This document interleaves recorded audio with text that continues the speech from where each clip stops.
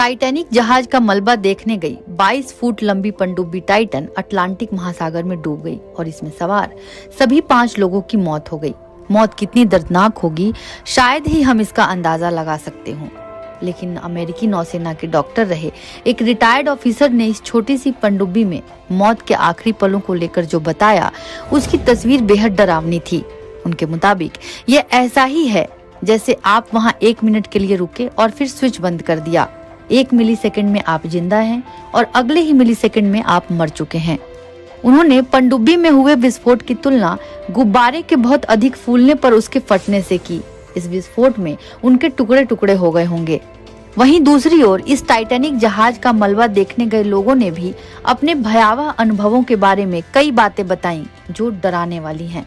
Titanic के मलबे को देखने के लिए 2 साल पहले गए अभिनेता एलन एस्ट्रादा के मुताबिक यह यात्रा बेहद खतरनाक थी और इसकी जानकारी पहले से ही सभी यात्रियों को थी कि वो बड़ा रिस्क उठा रहे हैं। उतनी गहराई में जाने के बाद अगर कुछ हुआ तो कोई कुछ नहीं कर पाएगा। ये सारी बातें हम लोगों को पहले से पता थी। साथ ही एलन एस्ट्रादा ने बताया कि पनडुब्बी में यात्रा की शुरुआत में ऐसा लगता है जैसे कोई रॉकेट लॉन्च हो रहा है। पनडुब्बी में चलने फिरने के लिए ज्यादा जगह नहीं होती। इसमें सिर्फ 5 लोग ही बैठ सकते हैं और इसके अंदर सिर्फ 96 घंटों की ही ऑक्सीजन होती है, जबकि इस यात्रा में समुद्र में 4000 फीट जाने के लिए 2 घंटे, टाइटैनिक को देखने के लिए 4 घंटे और फिर वापस आने में 2 घंटे लगते हैं। यानी पूरी यात्रा में कुल 8 घंटे लगते हैं। टाइटैनिक का मलबा देखने गए एक और यात्री ओरोन न्यूमैन ने बताया कि यहाँ जाने वाली पनडुब्बी छोटी थी। कुछ ही पलों के बाद हम लोग पूरी तरह अंधेरे में थे। वहाँ सिर्फ पनडुब्बी की लाइटें थी जिससे बाहर या अंदर देखा जा सकता था।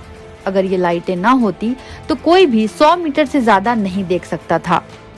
वहीं इस यात्रा पे गए डेविड पोक के मुताबिक इस यात्रा के दौरान कुछ भी होने की स्थिति में आपके हाथ में करने लायक कुछ भी नहीं होता।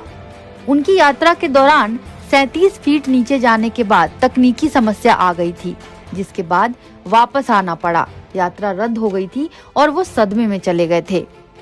जबकि टाइटैनिक के मलबे को देखने की इस यात्रा पे गए एक और कपल के मुताबिक इस यात्रा के दौरान उन्हें काफी परेशानी का सामना करना पड़ा था। समय कम था और समुद्र में हमारी पनडुब्बी से एक तूफान टकराने वाला था, लेकिन हम लोग सही सलामत वापस आ गए। हालांकि हम जानते थे कि हमारे साथ कुछ भी हो सकता है। एनबीटी ऑनलाइन की रिपोर्ट।